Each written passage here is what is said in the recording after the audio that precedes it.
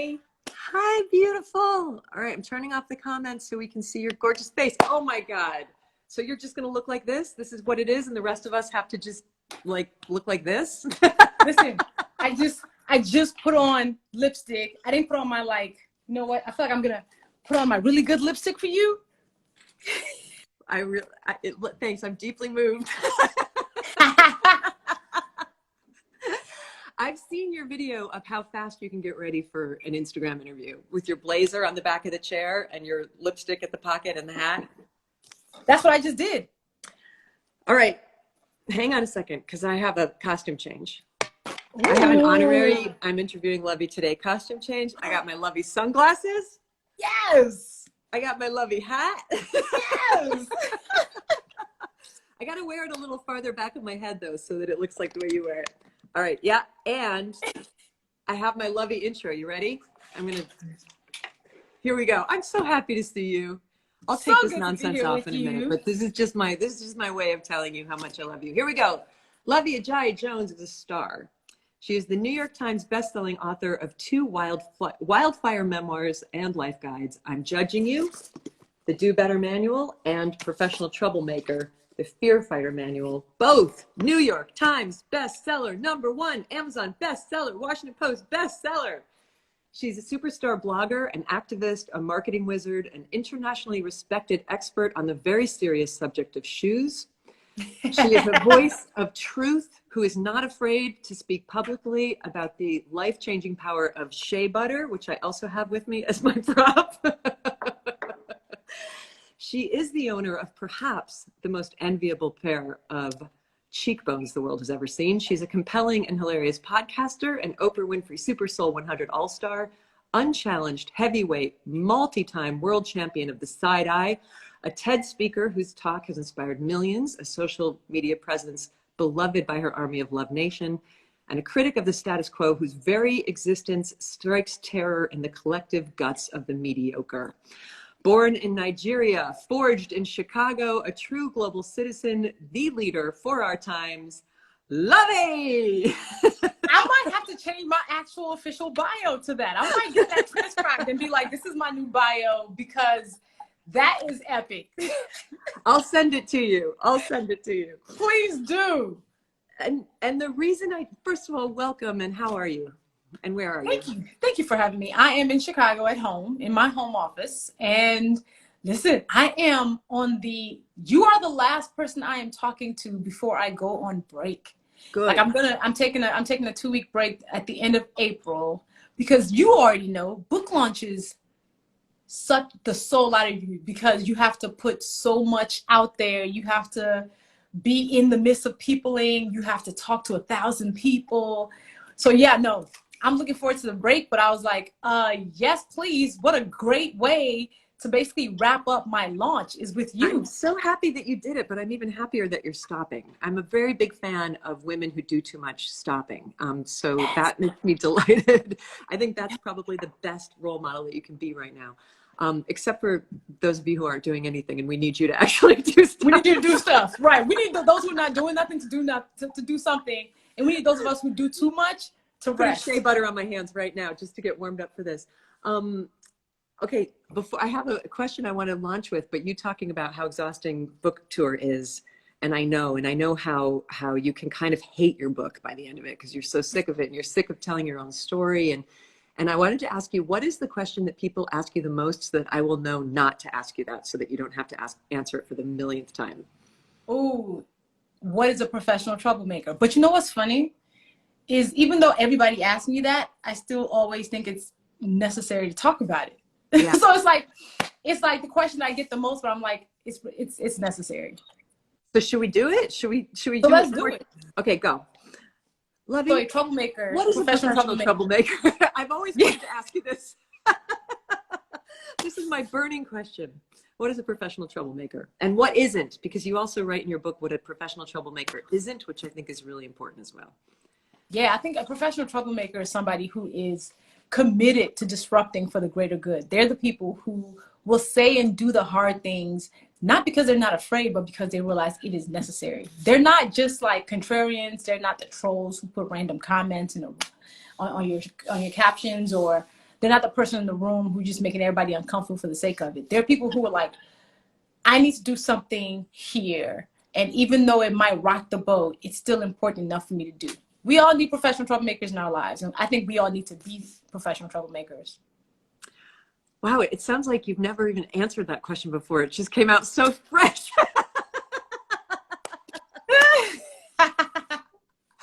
But if there is one thing that you're going to be talking about again and again, let it be that, because you're right. It's incredibly important. And with that said, I want to start by talking about the Oriki.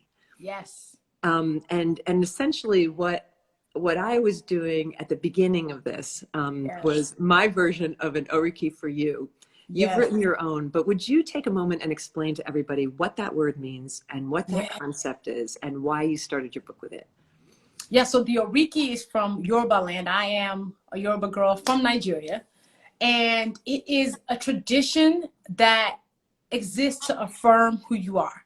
It ties you to your lineage. It reminds you why you're amazing. And I call it a standing ovation for your spirit. And when you hear an Oriki, you instantly feel this person's power. You're like, oh my God, you sound amazing, right?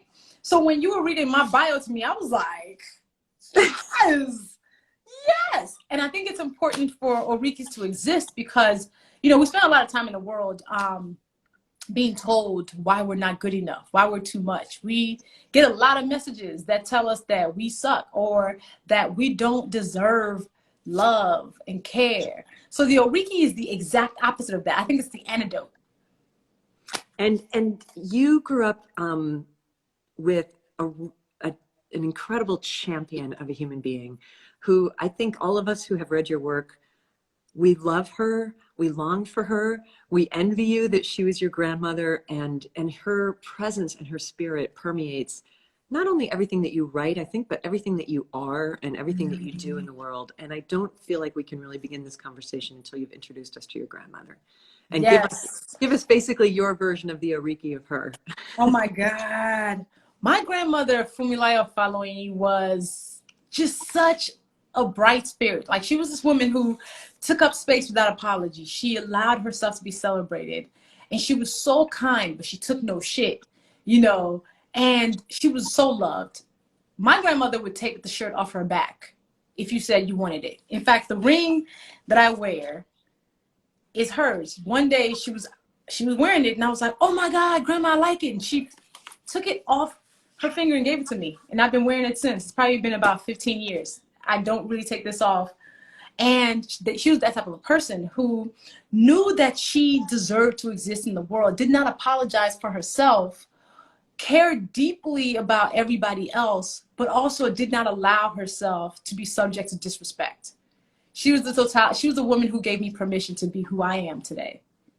Can you tell us that there's an astonishing story that you tell in this book about her young life? And I want, if you don't mind retelling it, first of all, I want to hear it again because I want to see that movie. It's her, what she went through, what she became. I want you to tell it because I feel it's really important. Sometimes when you meet somebody who has that much stature and that much grandeur and that much charisma, I mean, her charisma just long after her death, it radiates off the page. It's palpable, but people aren't born that way. Like life forges them and they forge themselves. And, can you just explain a little bit about like her very young life and what she went through in order to become that? Yeah, she was the ultimate troublemaker, and life turned her into that. And because it did, she was actually able to survive. So when my grandmother was about 16, her father was next in line to be king in the village that he was from. He was a teacher. He was an educated man. He was a teacher. They lived in Lagos. Her mom was a homemaker. And actually, her grandmother, his mother, was next in line.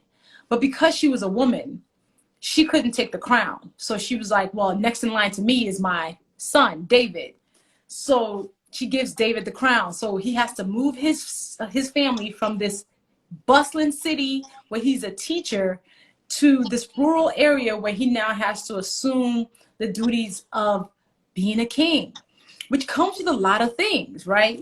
Tradition asks for you to change different things about you. you are basically sent to the throne with all these rituals. So he makes it to the throne. My grandmother's a city girl. I mean, the city girl is now a village girl. And within a year, he dies. Not sure how. Within few months of him dying, his wife dies, my grandmother's mother. So now at 17, she went from the city to the village. She went from a family in a bustling city to now being an orphan and having to take care of her younger sister. So because she's a woman, they just made her a regent. So while they looked for a replacement, because now the line is broken, they had to find a new replacement, she had to be the regent, which means she was basically king for like a few months. As a 16-year-old orphan. Yes. Yes. Take that in, everybody. Like, it's such an astonishing story. Sorry, go ahead. But no, it's when I was told, I was like, oh my God. So then she ends up having to move. Who's going to take care of the 16? And I think her little sister was like 13 at that point. So now that they found a new replacement king, and that person is now on the throne, her uncle happens to be a villain. Like, he was just not a good person. So he actually took all her inheritance. Mm-hmm. Everything that was supposed to come to her because her father, the king, died, he takes it in their house and burns their house. So all her memories also gone with her parents. And then he tries to attach her to an older man and give her hand in marriage. This all happened in like a 2-year span. And my grandmother, instead of saying yes to that, takes her younger sister and runs away in the middle of the night to a city 2 hours away and starts a new life at like 20. And that's where she met my grandfather a year later. That's when she had my mom, I think 10 years after that. And then, yeah. Yeah, that's who you come from. That's right. That's the stock I come from, yes. It explains a lot, Luvvie. I just want to say, it makes sense of a lot of things. When I read that, I'm like, yeah, that tracks. That would be my grandmother. You had a massive shift in your young life as well, when your family migrated from Nigeria to Chicago. Yeah. And you were a very young girl, and they didn't tell you that you were now living in Chicago. I mean, this is a really traumatic, like, break of existence for a child. And I want to know if you can talk a little bit about how that transformed you and what that did for you, that realization that you'd gone from your own paradise to a place where it's winter 11 months out of the year. Right. And you know what's interesting is I didn't realize it was trauma until I started therapy. Yeah. 4 years ago. I would have never called it trauma. And I was like, oh, that's what that was. Oh, I just thought it was a thing. Okay, I just thought it was a thing. I didn't even have the language. Yeah, like moving to the U.S. when I was 9 was something I didn't know we were doing, because we'd visited the U.S. before. We'd come on vacation. We'd come for 2 weeks, head back home. So when we were coming, I just thought it was another 2-week vacation. And I got enrolled in school, and I was like, hold up, wait a minute. School, that means we're staying. Yeah, we're staying. I'm like, oh my, how come nobody tells the baby? Because I'm the baby of the family. Nobody ever tells the baby anything. Nobody ever tells the baby. And I was like, yo, guys, come on. So the first thing I thought about when I was like, oh my God, we're staying, is that I didn't get a chance to say bye to my best friend, who I'd been best friends with since I was 1. Because I started school at 1. I started reading at 3. And we were like inseparable. And I was like, oh my God, I didn't get a chance to say bye to her. And I remember somebody was going back to Nigeria, and I gave them an envelope with a $1 bill in it and a note for her. And I said, give this to her when you see her. Because I was not, I can call her. I didn't know her number. In Nigeria, we didn't even have each other's numbers. I just saw her in school every day. So I literally sent a package with somebody. It was like, give this to Tommy, make sure she gets this. And he was like, I wrote a note in there, like, yeah.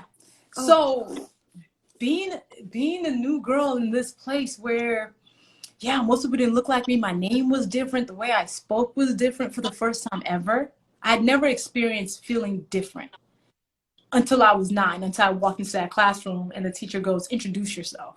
And I was like, And me, I instantly knew that who I was not going to be welcome in that room in terms of like being this full Nigerian girl whose name was Ifelua, which means God's love. I was like, oh no, I can't use that name here. They're not going to be able to pronounce it. So I was like, my name is Luvvie, which is something that my aunt called me sometimes. It's a nickname, it's like when she wants to joke with me. And I was like, my name is Luvvie. Well, of course, I said it with full Nigerian accent. And yeah, I sat down and I was like, okay, I got to figure this out. And I sat there and I listened to how my classmates spoke. And I was like, I can speak like that. I could do that. And at lunchtime, when I brought my jollof rice, they were like, what is that? I was like, jollof rice. And they're like, what is that? And I was like, my food. So everything I did was different. When I wanted to ask for a pen, I asked for a biro. In Nigeria, we call pens biro. So they were like, biro? And I was like, okay. That's not the word that you use for that. So I then I stopped talking for a bit and I just listened in class. I would just be like, okay, let me just watch what they're saying and see how it's different from what I'm saying and adjust what I'm saying. And kids adapt. So I made friends. I would get teased for my Africanness, which is funny because the kids and me, I'm so funny because I'm like, if you're going to make a joke, make it make sense. So they would make jokes that's like Jamaican jokes. And I'm like, I'm not even Jamaican. I'm African. So at least make the joke make sense. So here I am being like, that doesn't even make any sense. I don't understand why you're even using that. I love that you're correcting people's bullying. I am. I was. I totally was like, that makes no sense. I'm not even Jamaican. Like, I couldn't even help myself. I was like, yo, if you're going to do it right. Come on. So. Oh man. You know what I think is so amazing about that? My partner, Rhea, was Syrian. And she came to Detroit when she was 8 years old. And she has exactly the same story of just the elasticity of a kid's brain to be like, okay, this is no longer correct. She did the same thing. This is no longer my name. This is my name now. Yep. And she said she remembered and she didn't speak English, so she had to catch up really fast. But like, wow. And she's like, I will not have an accent, you know? And she said she used to sit in front of the mirror and just practice formulating words with an American accent so that within 6 months, she, having dropped down in this country, could speak like an American kid. And there's something that's so astonishing about that ability, but at the same time, it came for her with a really traumatic split, you know, where in her sense, part of the split was she was never quite fit in anywhere again because she was too American to be Syrian, but she was too Syrian to be American. Yep. She was the youngest in the family, so she was the most American, so she kind of didn't fit in with the family. And I wondered if you had that experience in your life too, of this division of like too Nigerian to be from Chicago to be Nigerian, you know, how's your family see you? Like it can create a sense of a person being a little bit displaced yeah. Well, what's interesting is I did live two lives in that, okay, I got back home, I went by my Yoruba name, was eating my pounded yam and egusi. I was going to a Nigerian church, so every Sunday I was like in Nigerian culture for 4 to 5 hours because Nigerians be in church all day long. It's a full day affair. So it's interesting. Like I would go to school and be this one person and come home and be right back to where I come from. My mom speaks Yoruba to us. Like I was speaking Yoruba to my siblings and then it switched to us speaking mostly English to each other. But yeah, so that actually allowed me to maintain my feet because I wasn't going home and all of a sudden I'm now this American girl. No, I was right back to Nigeria. But it was different because of the fact that like we went from living in a house in Nigeria that had multiple bedrooms to like lived in like a 1-bedroom apartment. It's like 4 of us.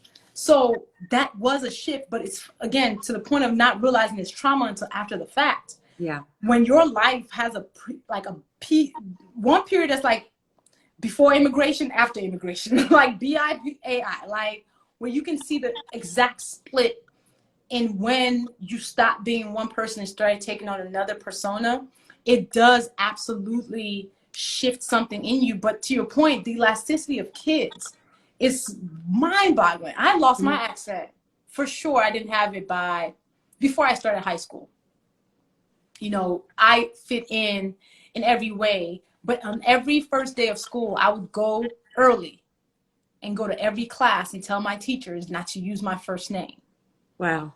And I'd say, hey, mark that off on your list. Here's my actual name that I go by. Because I never wanted them to even introduce my Yoruba name to the class. Because people would be like, oh, say that again. I'd be like, nope, not interested in teaching you.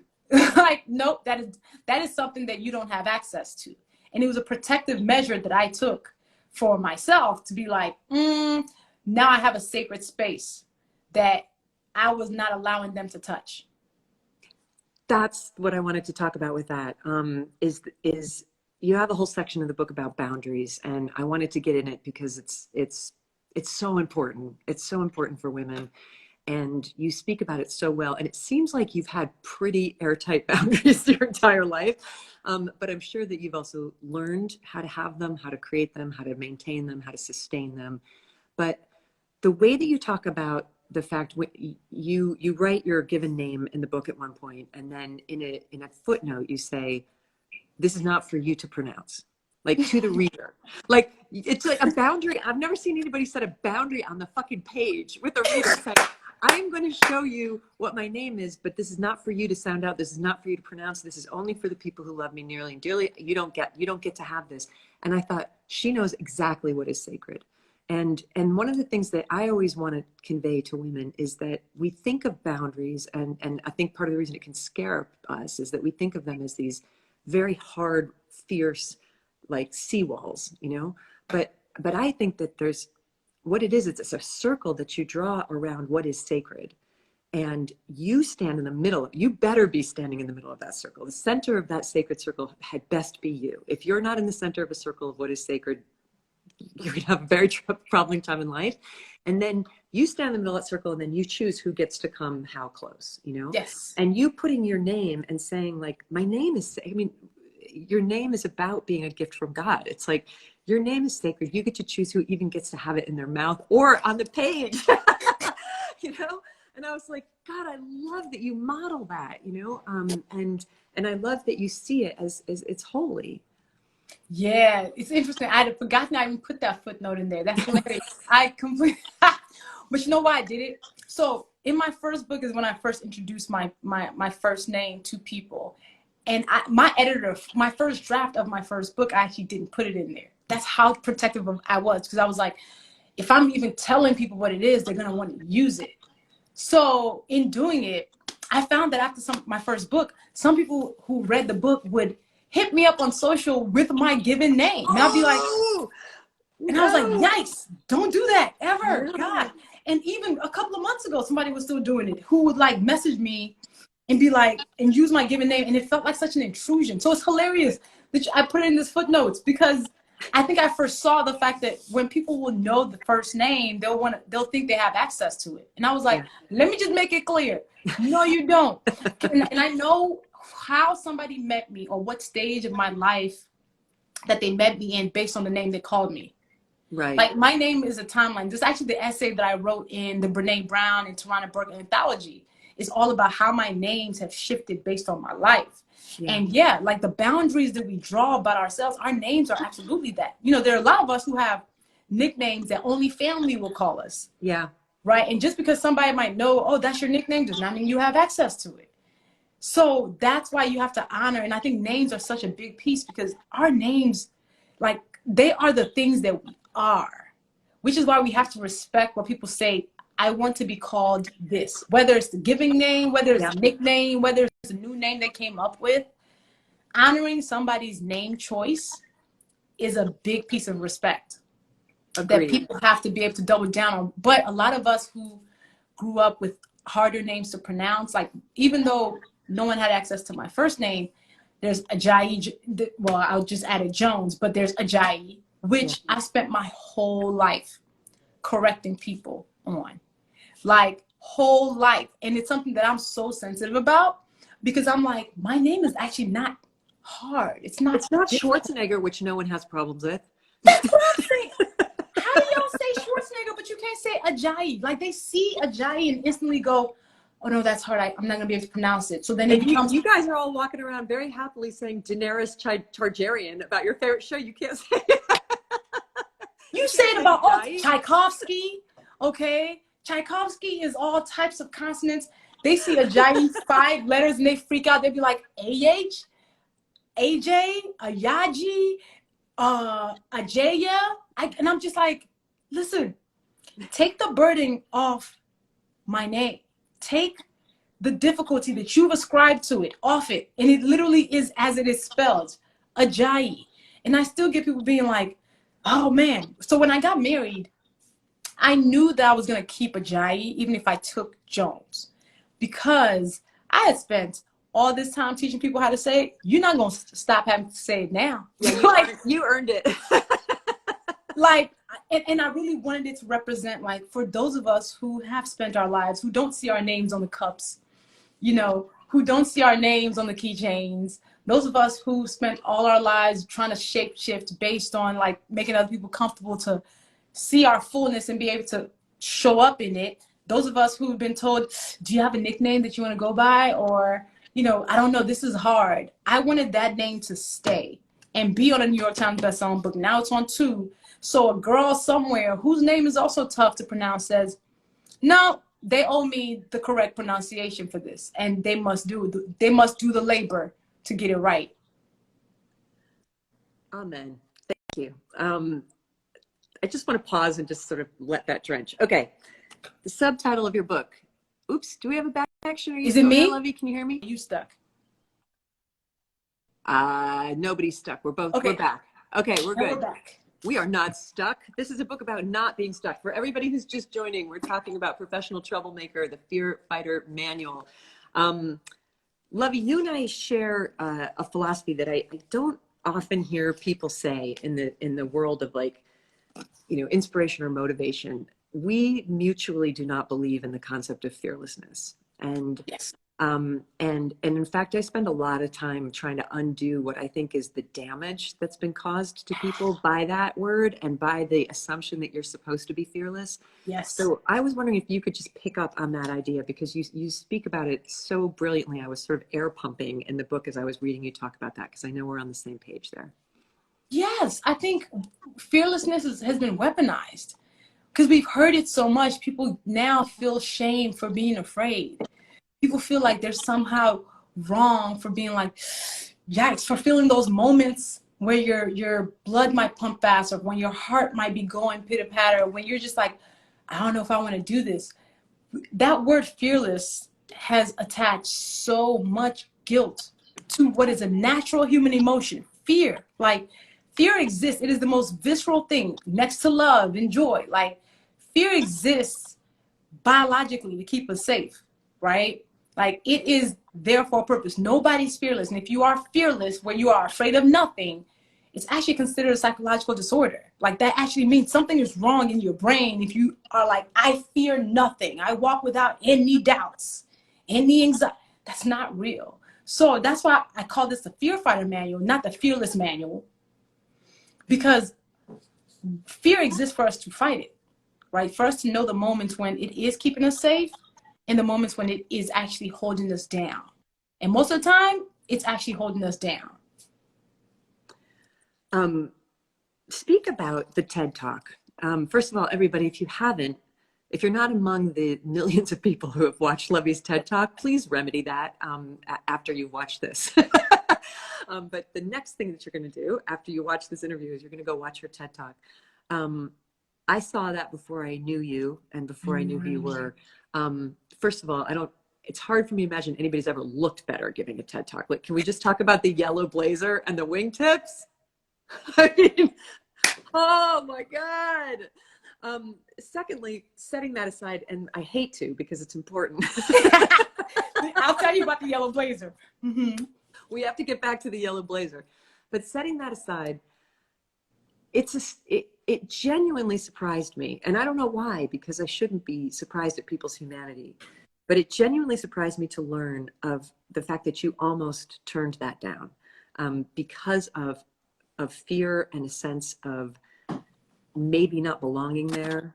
You know, and I wonder if you could speak about that, because I want that to dovetail into a conversation about belonging and about who belongs where, and about claiming your stage and claiming your voice. So, you know, it's so easy to look at you because you move through the world with such such incredible self-confidence and what looks like an endless reservoir of comfort in yourself and who you are, that I think it's helpful for people to see, like, no, you were really traumatized by the idea of giving a TED Talk, as was I. It's not an easy thing to do. It's a really scary thing to do. So if you could just tell that story, I think it would be great for everybody. And she tells it in the book too, but tell it in your own words. So I had done 2 TEDx talks before TED Talk, but what's funny, I don't even think TED saw my TEDx talks. It was a year after, actually it was 6 months after my first book came out, after I'm Judging You came out. Pat Mitchell reached out to me. I think I was even one of the first people they reached out to for TED Women to speak. It was about May 2017. And I instantly was like, I can't do that. The excuse I had in my head was I was on a 10-city speaking tour that year with Glennon and Abby in that fall. I had a total of 50 speaking engagements that year. 50. None of them in Chicago, keep in mind. None of them in Chicago.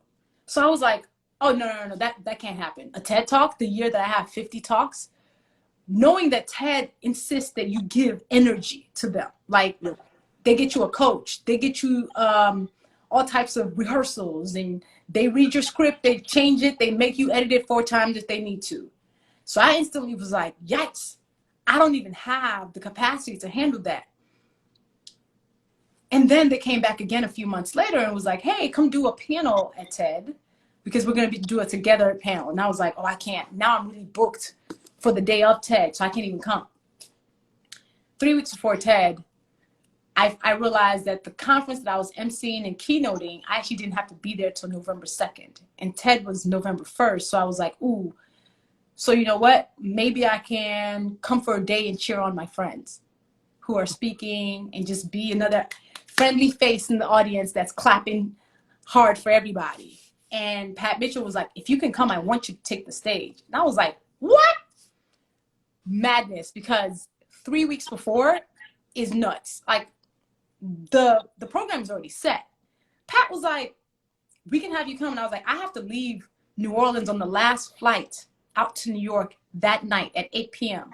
She goes, we'll just make you opening speaker. I was like, what is happening here? She won't let me say no. She's making me opening speaker of the 3-day conference. And I'm the person who was the last to even be considered sliding in. That's nuts. So I called my friend Unique Jones Gibson, and I was like, I had written up a 3-paragraph email to Pat declining once again. And the email was all about like, Pat, thank you so much for thinking about me. I would love to take the TED stage. I'm just not ready yet. Please think about me for the next one. This is such a thing that women do, by the way. I've written like 7-page apologies for not being able to do so. Like, we have to stop. You can just say no. But anyway, go ahead. 3 paragraphs of me saying no. 3. You can just say no, thanks. But anyway, go ahead. I was about to press send, and something was like, call Unique. And I called Unique, and I said, so here's what's happening. TED is in 3 weeks. They want me to be opening speaker. Everybody else has already had a coach. Everybody has already had their talk rehearsed. Yep. I would need to, in between, I still had 6 more speaking engagements before TED even happened. I was like, in between all my talks, I'd have to like rehearse this new talk that I have to come up with and all this stuff. And I'm afraid that I'm going to just so you guys know, people prepare their TED Talks for literally a year. You know, like it is like it's the Olympics of public speaking. Like you don't just write something on the airplane on your way to, you know, like you unless you're me. And I literally was like, I'm afraid that I'm going to get on the stage and I'm going to bomb. I'm afraid that because I don't have the prep time that I need, I will basically kill this opportunity in the worst way. And Unique said to me, everybody ain't you.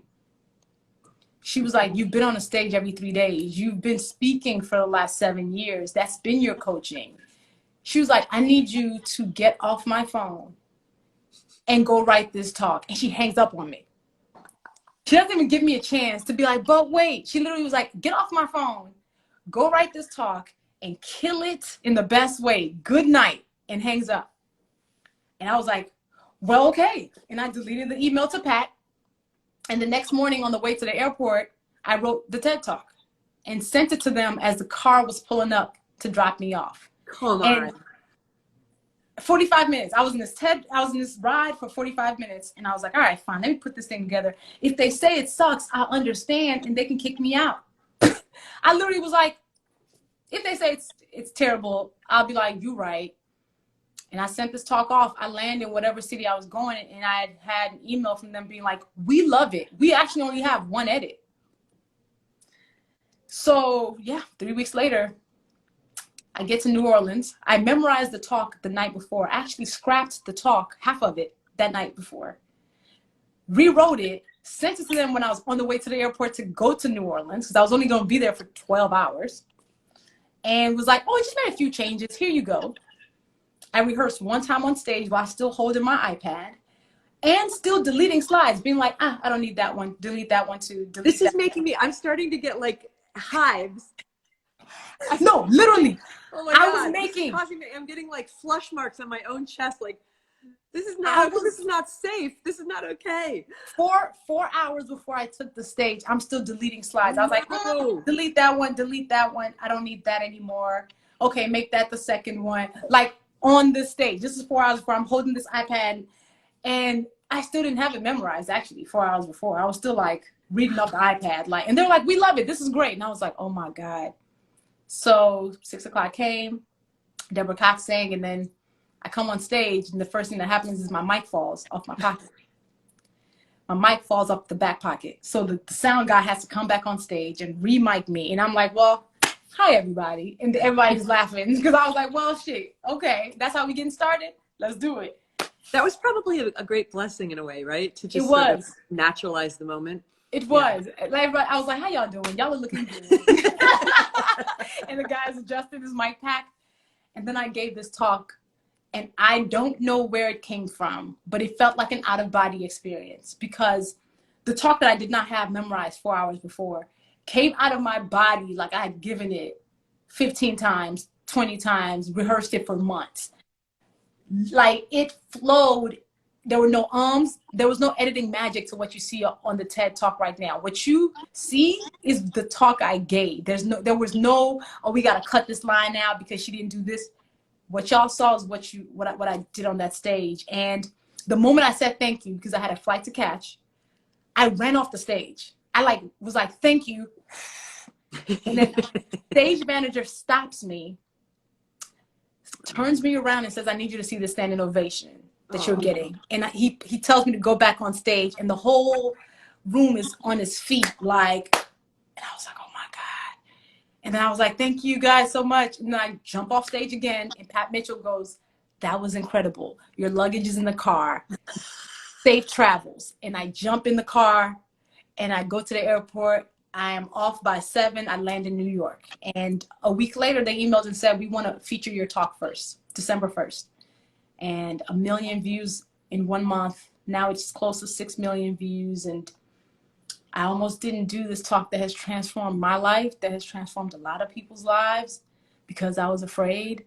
And I felt convicted to talk about this and dig deeper into how fear really does serve as a self-fulfilling prophecy for the audacious lives that we want to live. Like how we cannot listen to it, we cannot let it be the decision maker for us. It cannot be the thing that stops us from doing or saying what we're purposed to do, because you never know all the beauty that's waiting for you. If you listen to that voice that's telling you you're not ready, you can't do it, your voice is not necessary, we all lose in the moments when we make decisions based on fear. That's such an extraordinary story, Luvvie. And I think I felt it in my body, because I've given a couple TED Talks, and it's not a pleasant experience. Just want to let everybody know, like, it's terrifying, and they don't do anything to take away your terror. They spend a whole lot of time letting you know in a million different ways that they're pretty sure you're going to fuck it up. Like they take it so seriously. And so it's a huge pressure situation. And what I felt when I was listening to you give that talk was, oh, she's just taking dictation from God here. You know, like this is channeling, like this is like, and now that I know the full backstory, that you were writing it like in the moments leading up to it, it's like, oh no, this is you're just being, you know, there's times in your life where you just become an antenna, you know, and where you really are it's not about you. It's not about your fear. It's not like you're being used for a higher purpose. Yes. And when that happens, it just works. You know, Yeah. like, it's more God, less Luvvie. It's just like, you know, I just need you to put your yellow blazer on and go out there, and then God That's will talk it. through you. You know? That's it. But Elizabeth, another piece of that story that's not in the book is the fact that when I gave that talk, I had on $65,000 worth of jewelry. Oh, I have that on right now. And let me tell you why that was such an important piece of that talk, and Why that were you wearing? Wait a minute. Yes. Why were So you when wearing you, I want you to go back and watch the talk and just watch my jewelry. Just watch my jewelry, and you start seeing, you would just be like, oh. So let me tell you how that, and I don't know, I cut it out the book because I was like, it's not necessary. But so the week before my TED talk, actually the weekend, so I gave the talk on a Wednesday.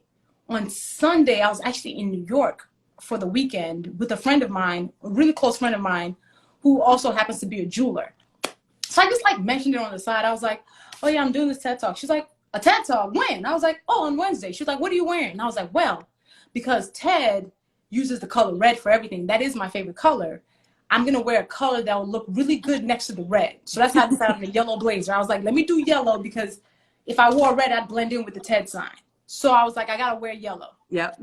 So she goes, no, but like, what are you wearing? Like, what is your jewelry? I was like, oh, I just wear my hoops and my regular studs. And she was like, oh, no. She was like, you are going on this grand stage. I need you to look elevated. And I was like, and I'm very simple. Like, I'm just like, okay. And she goes in, comes back out, and lays out this jewelry in front of me. She was like, you're wearing yellow, and what color are your pants? And I was like, oh, I'm going to do all black. She's like, okay. She pulls out these diamonds, this diamond earring. She pulls out diamond ring. She pulled out a bracelet and a necklace. I'm freaking out because I'm like, you know what? I'm not even going to ask the question I want to ask, which is like, what is all of this worth? But I was like, I'm not going to do it. But she was like, here's what I need you to do. She said, the earrings, put it on now. Don't take it off until you're done with the TED Talk. I said, you want me to wear these earrings now? She's like, because you can't travel with this in your pocket. Like, it can't just be in your bag. I was like, oh my gosh. So she made me put on the earrings. She was like, okay. And she gave me the rest of the stuff. So when I had to go back to New York right after the talk for the conference, I called her immediately. I said, I'm in New York. Come get these from me. Take these out of my ears. So when she comes to get them from me, I go, okay, so now can you tell me how much this jewelry was worth? She goes, well, those earrings are black diamonds with white diamonds around them. They're about $30,000. The ring I wore was stacked 4. She was like, that's about 10,000. She was like, your necklace, which actually didn't even show because I had on the high neck thing, was like these gray diamonds, was like another 10. I was just like, holy smokes. First of all, you trusted me with this stuff. That's one that was like, whoa. But the most important piece of that is that surround yourself with people who see you bigger than you see yourself. Yeah. Because she was like, we need to make sure you're elevated. I was like, I'm fine with my little studs. And she was like, no.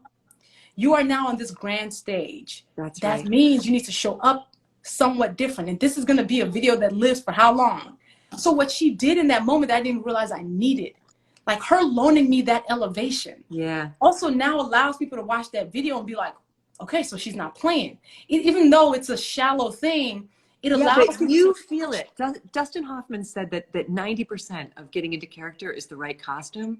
Yes. You know, like he's like when he was in was Midnight Cowboy. He said as soon as he found that leather jacket, that scuzzy leather jacket, he became Ratso Rizzo. You know, like he put it on and it's like, oh, this is easy. All I have to do is wear this and this is who I am. Yes. You knew what you had on, you know, like, and that it means something. Like, it's a way to, this is why I always tell people if they're in a creative block, I've got this in Big Magic where I write about get dressed up, you know, like it makes me mental when people say my life dream is to have a job where I can be at home in my pajamas all the time. I'm like, what do you think that's telling your work? You know, like honor your work by showing up, like wash your hair, take that, you all hear me right now, all of you, take that fucking scrunchie out of your hair right now. Your life will never change as long as you have that scrunchie in your hair and those pajama bottoms on at 2:30 in the afternoon. Come on. There's like a thing that it does. Your grandmother knew this by the way that she dressed when you talked about her 61st birthday party and all gold and like 7 days of celebration. It's like, no, this is my worth. You know, this is my worth. And sometimes you got to fake it. Like, so I was like, I don't care. I said, even if I said trash on that stage, y'all would be like, she looked good.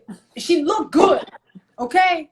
At least she looked good. So whatever that thing is, your security blanket, it might not be diamonds. It might not be something, but like your security blanket needs to stay with you. So I have a few. My red lipstick is one of them. Yep. If I put on my red lipstick, I might have on sweatpants, which I actually do have on. But if I put on red lipstick, I know it's time for me to show up. Yeah. Right? If I have on a hat of choice, I'm like, I know I'm fly, even though my hair is not combed. Okay? Right? So there are things that you can put in place. And then I also had Judgy Pop on my chest. I have my Judgy Pop pin on my chest. So walk in the room with the things that you have to walk in. Don't make it feel like, oh, I'm being shallow. Be shallow. We need it. Wear some cute shoes. So for me, shoes are my other security blanket. I'm like, whether or not you like what I'm saying, my shoes gonna be fly. I hear you. I was at a conference once I got so blindsided. It was like this weird conference in Italy, and they had a guy get on stage after me who was a professor to refute me. Like, and I was like, wait, no one told me this was happening. Like, he came on to basically slam my work, and I was like, I was not made aware of this. But I remember sitting in the front row, and I had these Miu Miu ballet slippers on, and they had these bright, shiny diamonds. And I thought, I'm just going to focus on my shoes because they're good. So I don't jump on the stage and snatch you off it. I have the best shoes on in this entire room, and that's why it's going to be good. And you know, this sense, I was going to tell you this story too. What you remind me of is I went on the Oprah Winfrey tour a couple of years ago, and that's like a whole nother level of stadium tour. That's new levels. 20,000 people, Oprah sitting in the front audience, you know, 45-minute talk where you just are there to hold that basketball stadium, you know, while Oprah is watching you to be like, you know, these are my people, here you go. I'm giving them for 45 minutes, inspire them. And I'm, you know, pretty comfortable public speaking at this point, but I had an experience that was so incredible. I was standing backstage.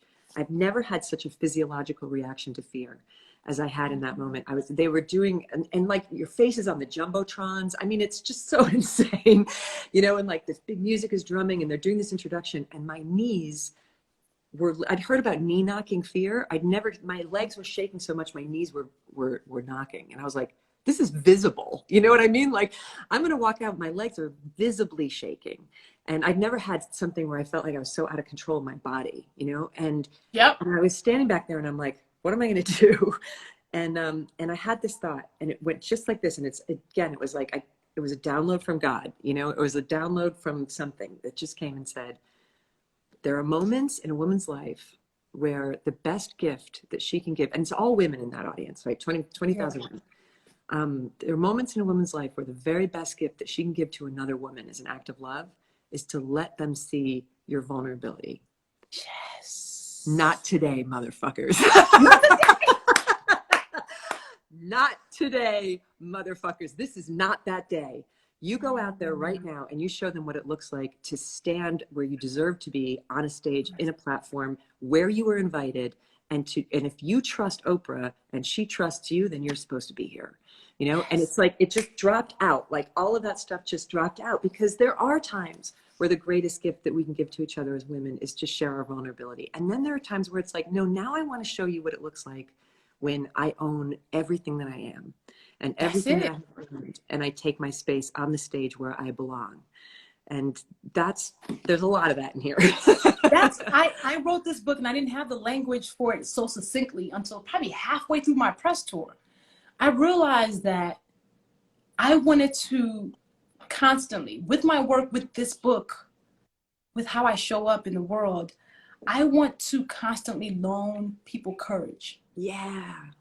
I want them to think about my stories and my words in the moments when they want to do the thing that feels too big, when they want to ask for the raise, or they want to have that tough conversation. They want to stand in front of the 20,000 people and they're not sure if they can handle it.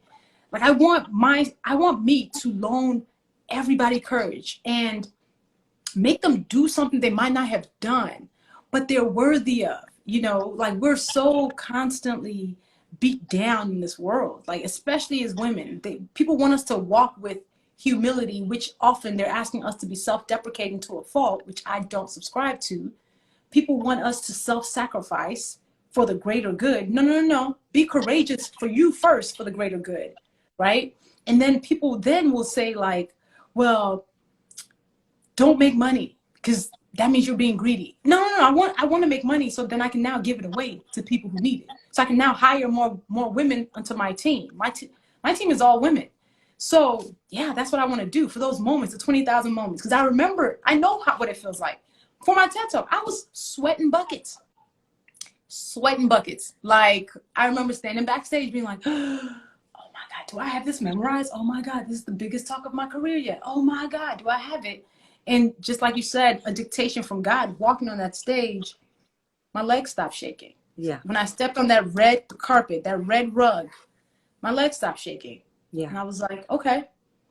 And then I gave the talk of a lifetime. And then here we are 3.5 years later, having this conversation. Everything about that talk led me to where I am today, to the fact that I had called this book Professional Troublemaker, the Fear Fighter Manual, and then went back and watched my talk and realized my first 4 words in the talk is I'm a professional troublemaker.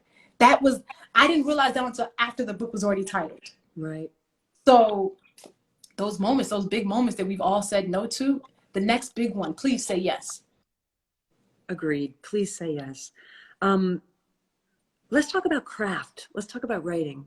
Yeah. You know, this is a book club where I always want to honor the writer and not just the message. Yes. And, you know, you say in this book that it took you until you had a blog for 9 years, a very successful blog for 9 years before you had the courage to call yourself a writer. Like, what were you doing? What do you think you were actually literally doing during those 9 years?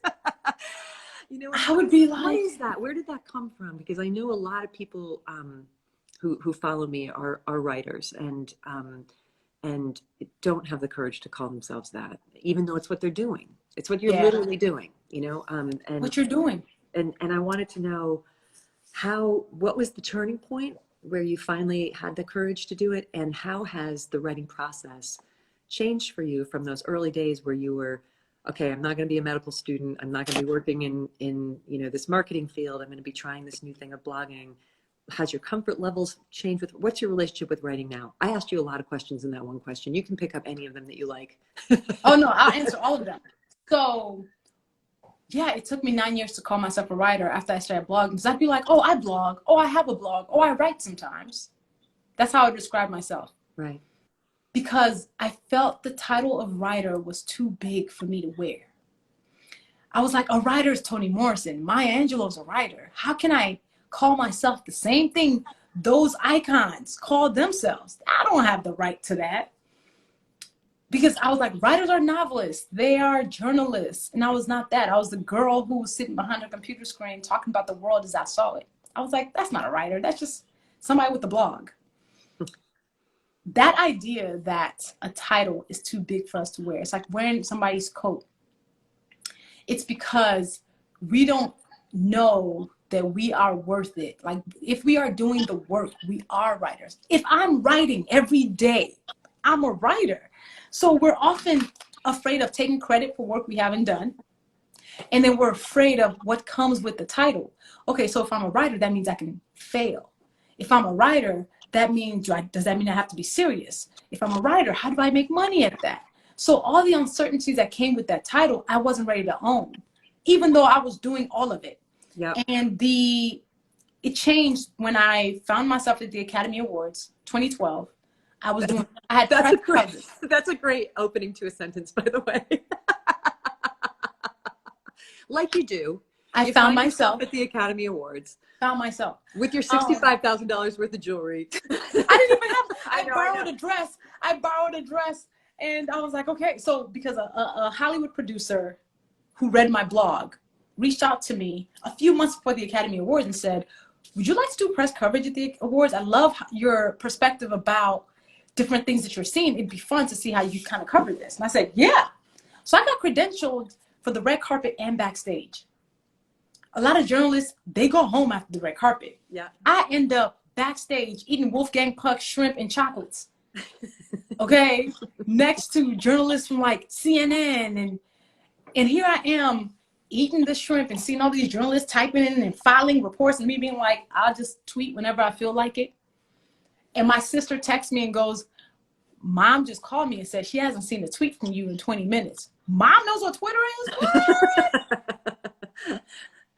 And it was the first time my mom acknowledged my career that I didn't even know I had. But mostly it was the fact that I said, my words got me in this room, just like it got everybody else who's in here. And I have spent so much time denying it. I spent so much time doubting it. Why would I not call myself a writer now? Like, look where you have found yourself. But it was because I finally ran out of excuses to not call myself a writer. You don't have to be at the Academy Awards doing press to call yourself a writer. You don't have to have a blog for 9 years to call yourself. There's no state license to it. It's not even like being a manicurist. You actually get to say it. You don't. But that's why we all struggle with when it's time to say it. Yeah. Because you're like, there's no credential that says I am this. Yeah. There's nothing that shows that without a reasonable doubt, I can say I am this title. But I think that should also free us to use it. You know, if you are somebody who's been writing every day, who wakes up thinking about words, who processes things like in that way, you are a writer and you deserve to call yourself a writer. If you've taken beautiful portraits and you find value and you realize this is your gift, you're a photographer. So, and I think one of the things that we do when we don't own these titles is we don't honor our gifts. We don't honor and give credit to the gift we have, because I understand that I am a gifted writer, but this gift was given to me before I showed up here. Yeah. And when I finally said I am a writer, everything I was afraid of was moved out the way. It was like God and the universe were like, we were just waiting for you to say this thing so we can give you what we had for you. Mm. So we have to make sure we don't spend enough time. We don't spend all this time doubting the gift that we have because we don't think we're ready yet. Just own it, and then the jacket will fit you eventually. Even if it feels big right now, just try it on. The jacket will fit in a bit. You'll go, yeah, I am a writer. It's all the wrong people who are humble. That part. And it's all the wrong people who have self-confidence in the world. You know, it's just true. So what happens when they both merge? When the right people start having self-confidence and the wrong people start doing the work that they need to do. Right. So those of you who are sitting here doubting your work, you're probably the right person who needs to have the confidence, because you spent so much time honing your craft because you always want to get better. That's where imposter syndrome comes in and helps us. Yeah. Right. So you should be confident, and don't think humility, you owe anybody the humility. I don't consider myself humble in the way other people might think. Like, I will tell you in a minute, I'm an amazing writer and a speaker. I wrote a book that is the best work that I've ever done. And I can say that clearly. But my humility comes in knowing that I am part of a legacy of women writers, of women who've broken ceiling so I can be here. I'm part of a legacy of my grandmother who showed me what it's like to be a bold woman without apology. I'm the legacy of the work that my mom did to make sure we came here for the better life that she wanted for us. So my humility is based on the fact that I know that I'm able to be this person and do this work because of the people and the systems that have supported me. So I'm not an amazing speaker and writer by myself. You know, I am a testament of all the mentors who've said my name in rooms that I'm not in, who've been like, have you thought about Luvvie for this? Mm-hmm. You know, so all of that helps me now do the work that I do. So I don't do it alone. That's where my humility comes in. But I need us, especially women, to double down on owning your gifts. Double down on letting people know what the gift is, so they can know, oh, that's where she can help me with my work, or oh, that's a gap that she can help us fill. We gotta cheerlead ourselves as we're cheerleading everybody else too. I want to talk about dreaming. You have a chapter of the book called Dream Audaciously, and you say in it that dreaming big is in itself a privilege. Yes. Which I want you to break that down for us, because I think that's a really important thing. But you also write, sometimes We must dream so big that we make people uncomfortable. That is actually when you know you're doing what you should. When you mention something to someone and they gasp, yes, lose your breath on my behalf. Oh, I love that so much. Yeah, I'm really fascinated with this, the idea that I've only recently begun to understand, especially in women's lives, the difference between dreams and fantasy. And one thing that a teacher who I really admire broke down for me and really helped me get this is that if you're raised in a family or a culture where your dreams from the beginning are considered to not have any importance, right? Where dreaming is not allowed to you, where you're just expected to follow a very particular, very narrow path, there's a part of us that has to dream in order to be a healthy human being. Yeah. And what happens is it metastasizes into fantasy. And then you just spend your life, and fantasy is also a way to check out of a very sad reality. And so I just want to be really clear as we're talking about this. There's a really big difference between a life of dreaming and a life of fantasy. When you're in fantasy, you never have to do anything. You know, that's one thing about it. You're just like, tra-la-la, everything's going to change. Somebody's going to come around and save me. You know, someday I'll live in a palace. Like like, it's just this, you know, there's some, and it often has to do with being rescued externally. You know, there's a fantasy that somebody's going to come and be your hero, that somebody's going to come and solve all your problems, that like you're going to win the lottery, you know, that's so I think I just wanted to start off by just reminding everybody that we're not advocating here for living a life of fantasy, because that's demeaning to your spirit. Yeah. And it also shows a tremendous absence of self-faith, self-worth, and an ability to think that you have any agency at all over your own life. Dreaming is something else. Dreaming is muscular, it's powerful, and it's actually based weirdly with its feet in reality. And it's in a reality of potential, but it's still in reality. And I wanted to just talk about what you mean when you say dream so big that people like lose their breath by it. And when was the first time in your life that you felt like that you were really aiming for that? That dream versus fantasy thing is a move that I do think people accidentally think having audacious dreams is fantasy automatically. And I love that point you just made. That's what I'm processing right now. I'm like, that's a really good point. Because to live in fantasy is to want impossible things, right? Like impossible things. I want to be able to fly without wings. That's fantasy. Okay? That's fantasy. I want to have thick hair. Listen, I want to have a big old giant booty, even though I could get surgery if I wanted that. But also, that's actually not fantasy because surgery. But yeah, I think we tend to think that dreaming big could become fantasy very quickly. But that's because we have now weaponized reality. We have created tiny boxes of what's possible so that anything outside the tiny box looks like fantasy. And that's the problem. Anything outside the tiny box. One of the things I did 2013, you said when's the first time I dreamed big? I'm not sure. But over the years, I would put certain things on Twitter. Just because. I just be like, I want this thing. I'm going to say it out loud. I remember probably 2012, I tweeted, one day I will meet Oprah and she will already know my name.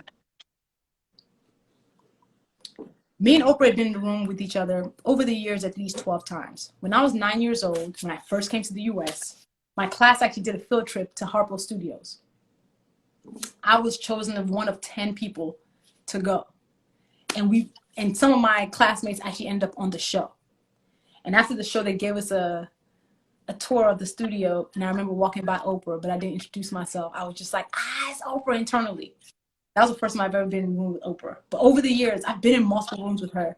The Essence Black Woman in Hollywood. There was one year where she was sitting at a table with Shonda Rhimes. And I was like, I can only introduce myself to one. You know what? I'm going to introduce myself to Shonda right now. Shonda already knows my name. Okay, I'm going to go up to Shonda. So I introduced myself to Shonda. So in 2016, when I got the Super Soul 100 notification and they emailed me, I thought it was fake. I deleted it. And if somebody texted me like, did you see the email? And I was like, oh snap, that was real, for real. Oprah actually knows my name. And we met and she says, hey, Luvvie. And those tweets that I said over the years had come true. That's a dream that could feel like fantasy if you feel like reality is this small. I didn't know how Oprah was gonna know my name. I was just like, one day I will meet her and she will know my name. I didn't know how she. There was no plan to get there. I think the necessity for dreaming audaciously is to blow the box.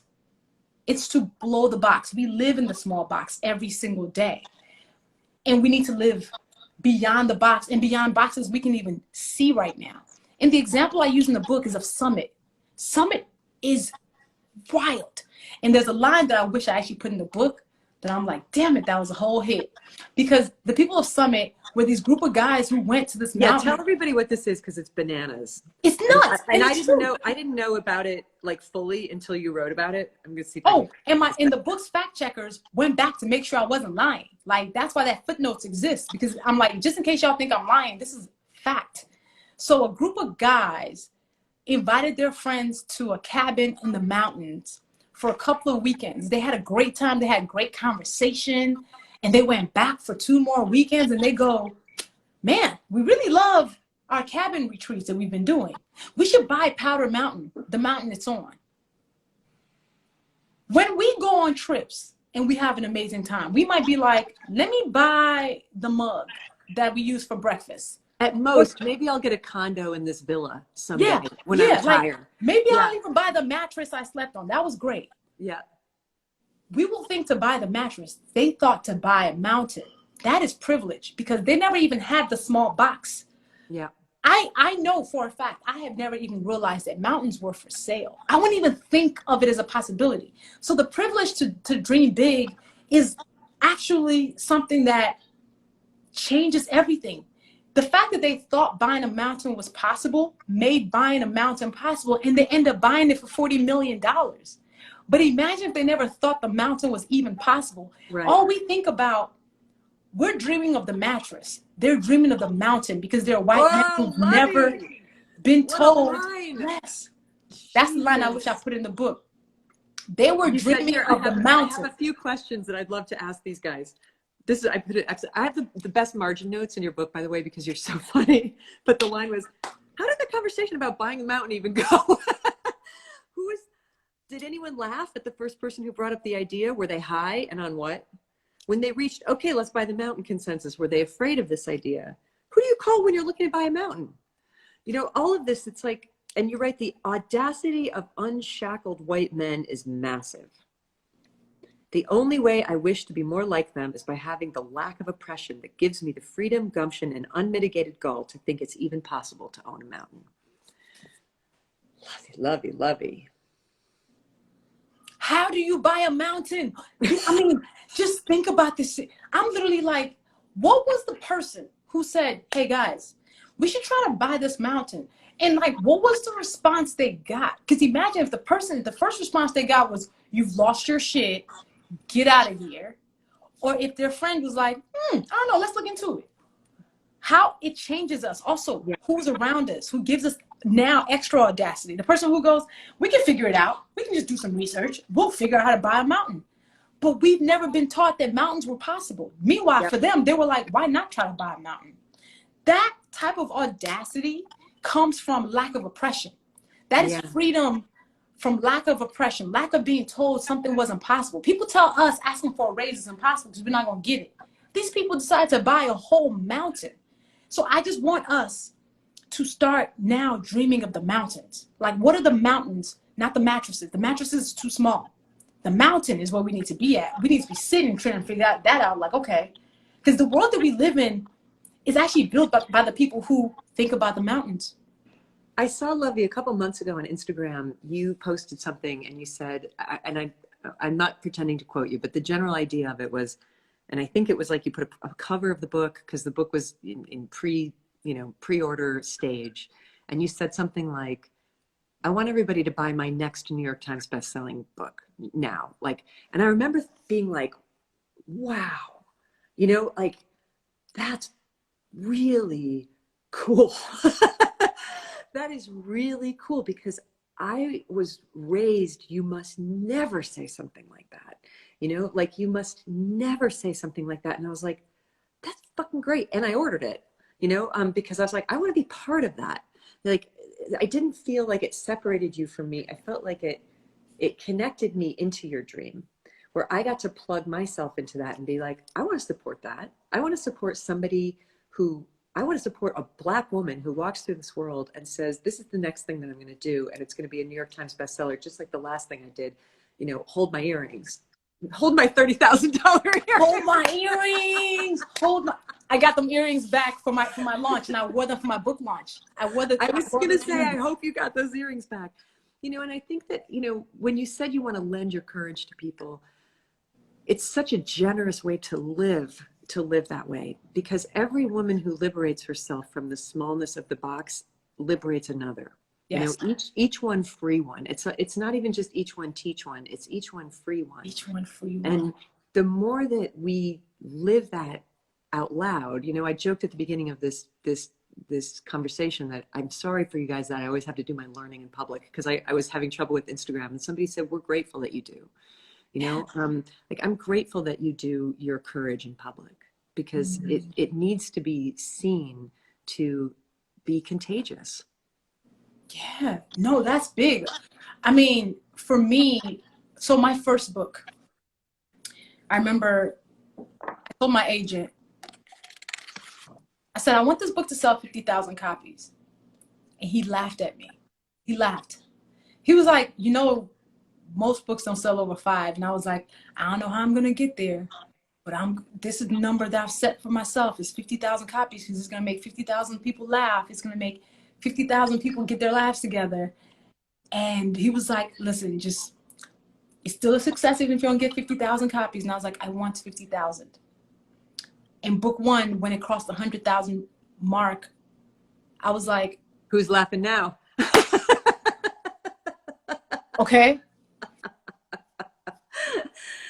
For book 2, I was like, since I'm saying I want to dream audaciously, 1 million is what I want. I want to loan 1 million people courage. I want 1 million troublemakers to exist because of this book. I want 1 million people to get a raise, 1 million people to have a tough conversation, 1 million people to say, you know what, I'm going to dream of mountains, not just mattresses. Wow. 1 million people to say, I can walk in a room where my voice is necessary. That's what I want for this. And the number feels wildly audacious. I have no clue how I'm going to get there. I'm just like, I'm just going to put it out there, because part of this whole dreaming audaciously is breaking ourselves out of the boxes that exist around us. The things that tell us that just feels unrealistic, because that's not fantasy. That's not fantasy. That's just a big dream. And be around the people who say, 1 million, we could do that. Let's figure out how to do that. Not the people who go, I don't know. You want the people who go, we can figure that out. And it doesn't mean you failed if you don't make your number. It just means that the box that you're currently in, you're saying, I want to see beyond this box and see what can happen, because I am no longer in the cage. And I just want us all to be freer. I want us all, even in a world that's constantly telling us not to be, we still have to wish and work as if all of our boxes can be shattered at any given time. And our hope is like, we're shattering boxes so the people who come behind us, they don't have to work this hard. We've worked way too hard to get where we got to. Like, I want my life to make somebody else's easier, where somebody goes, well, Luvvie was here, so therefore, instead of having to work 4 times as hard, now I only have to work twice as hard. Or I only have to work just as hard as the other white dude, as opposed to more, you know. And I think that is the value of the work that we do. And that's why I've respected you for such a long time, Liz, because you've learned out loud. You've been the forever student who's like, I've never called myself the expert. I'm just telling you how I've gone through different phases of my life. And you've loaned people courage in so many moments. Like my 2-week break, I was like, I want like a mini Eat, Pray, Love 2 weeks where I'm just gonna go sit in somebody's garden and just like not care about what's happening, but just like go back inward and figure out what I need for my next season. Like that is because you've modeled some of that too. So that's why I like deeply respect you, your work as a writer, your work as a leader, is you're forever evolving and giving yourself the permission to dream of what's possible for you that might not already exist. Thanks, Luvvie. That means a lot. Thank you. I'm honored. I was going to say humbled, but we're not doing that. I honored. I'm honored. I'm honored. Thank you. And you know what I was going to say? I don't think I've ever shared this publicly, but I'm going to tell you what I'm most proud of as in my work of anything that's ever happened. I am most proud of the fact that there is now a term that is globally understood for what it means when a woman says she needs a break from her life, her marriage, her kids. She needs to reinvent herself, and she's going to go by herself to be alone in a foreign place. There was never a term for that. Now That term didn't exist, right? And now it's like universal shorthand where people will say, I'm having, and they'll say it all the time, I'm having my own little Eat, Pray, Love. I'm giving myself a month of Eat, Pray, Love. Or someone will say, my daughter is gone for the year. She's doing her Eat, Pray, Love. It's become like that's my, I feel like that's my greatest legacy, is to have named that so that people can be like, oh, you can do that? I'm telling you, it is the best shorthand. What are you doing at the end of April? I'm going to have my Eat, Pray, Love moment in a spa resort somewhere. Yeah.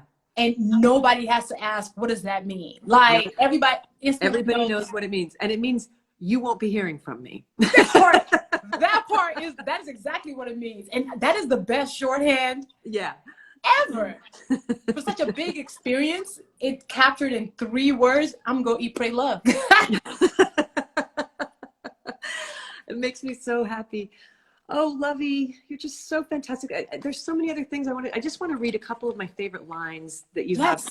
One is that you said, if I were a superhero, I'd be super independent.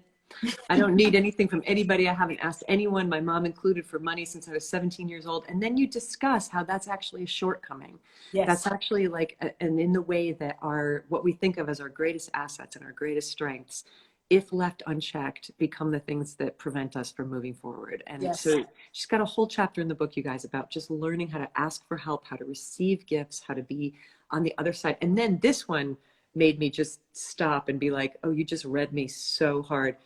I gasped. You said, generosity also helps us to hide our vulnerability. I was like, oh, have you been reading my journals? Like, it's like, I'm so much more comfortable being just let me be the provider, the giver, that don't then I never have to feel weak. I never have to feel like I owe anybody anything. I get to prove how good I am because of the insecurity I have that I might not be. I just felt like, whew.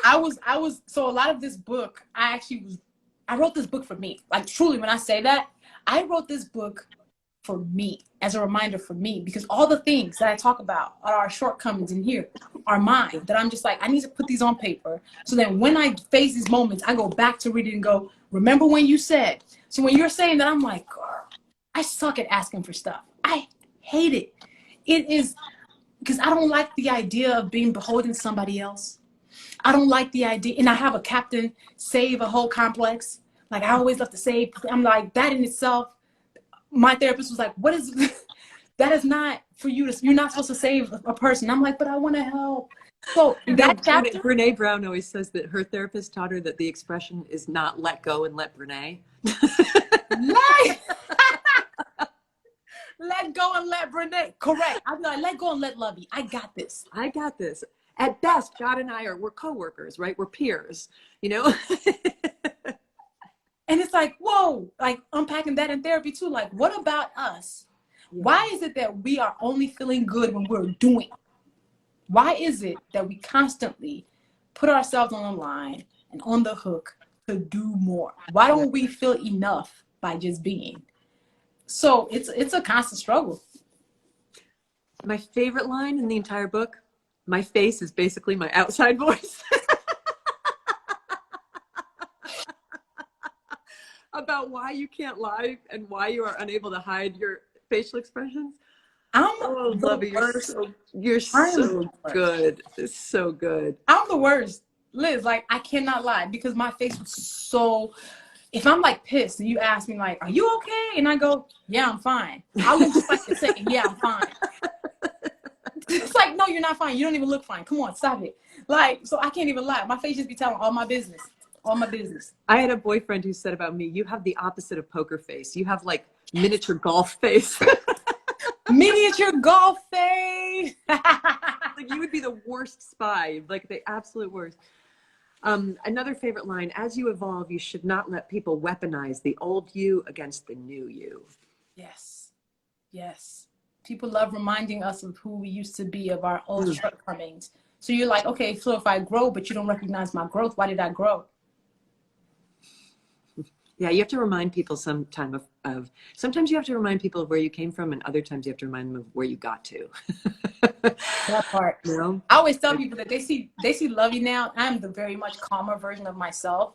Because old me would let you have it for way less. I'd be like, listen, don't forget my sharp tongue. I still remind you where I'm from if you push me enough. Don't get I always tell folks, don't get Yellow Blazer TED Talk Luvvie messed up out here. Don't have her thinking she doesn't have it. I'm not rolling with sharp tongue. Yeah, just to be clear, the Luvvie that you're getting now is the very gentle, soft version of Luvvie that's happening. I can let you have it. Don't forget that version, okay? I'm always ready, all right? So I just be like, look, because people see my TED Talk me, they think I'm like this, like super fuzzy. I'm like, listen, I'm also a savage, okay?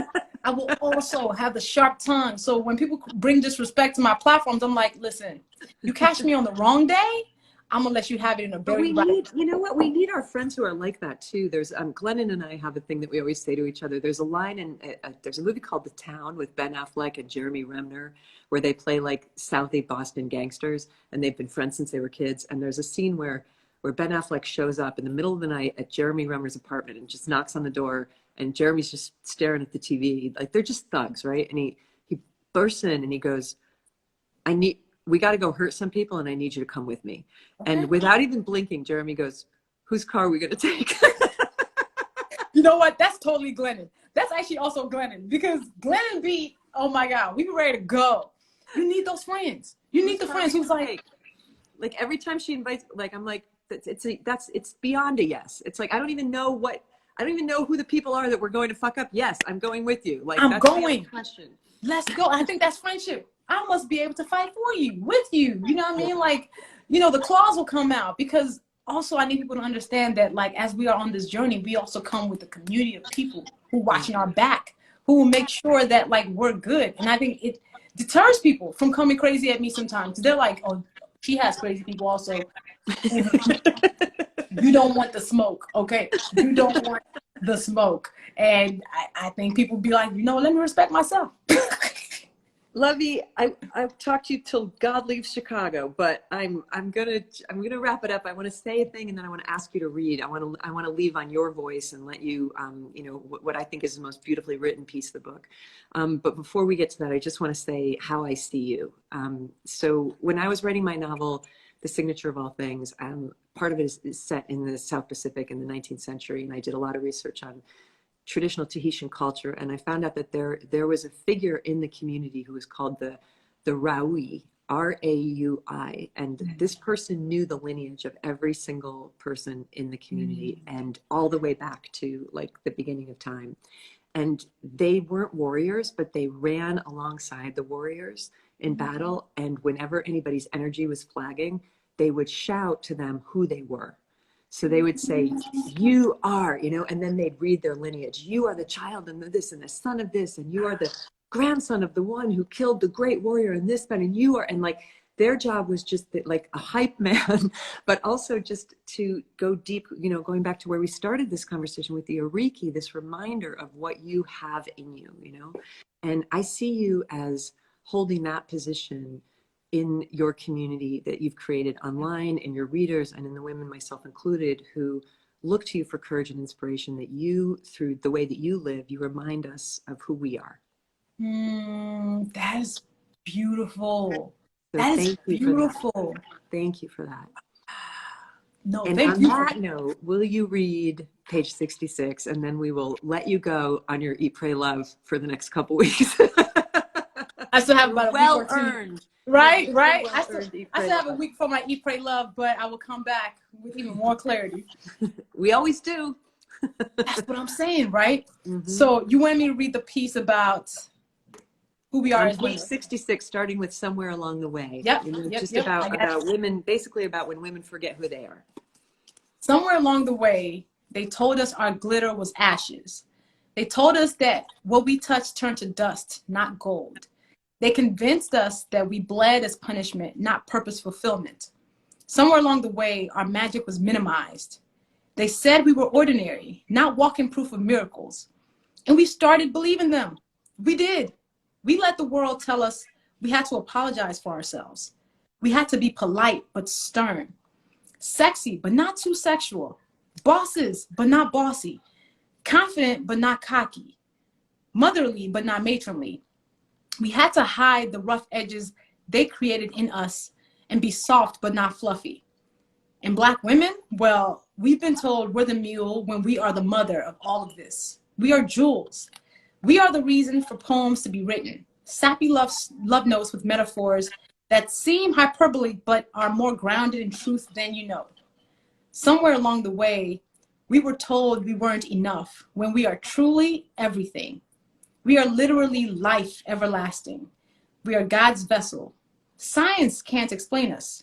We're magic. And don't let nobody tell you shit. You're made of pixie dust. They just don't know what to do with it. Luvvie Ajayi Jones, I salute you. I love you. Thank you for honoring us with your words, your presence, and your life. Liz, I appreciate you for affirming me. The words that you wrote that are on the back of this book, when you said she is a force and a powerhouse, the thunder and the lightning, I was like, oh my God. Your words as a writer has paved the way for me. It has really allowed me to see what's possible, to just live my authenticity and pass on those lessons. And as we go through all of this stuff as these very flawed people and leaders, I'm learning how to carry some of this because I've watched how you've done it. So I just want to say thank you. I love you deeply. And I am so glad that we are in community. Like, me too. That I can text you. I'm like, look at my life. I get to text Liz Gilbert. So thank you. And you chose. I'm not going to text you for the next few weeks, though. Anybody who knows Luvvie, leave her alone. She needs to like get that source, get it from source, and fill herself up with all that stuff that she then pours out on all of us. And I hope you get a deep rest and a lot of peace and some good food, and that you don't have to answer any questions for a couple weeks. And just know how highly in regard we hold you and always will. So thank you for being part of the Onward Book Club. And we'll see you. We'll see you in Love Nation. Yes. Love you. Bye, honey. Love you. Bye. Bye.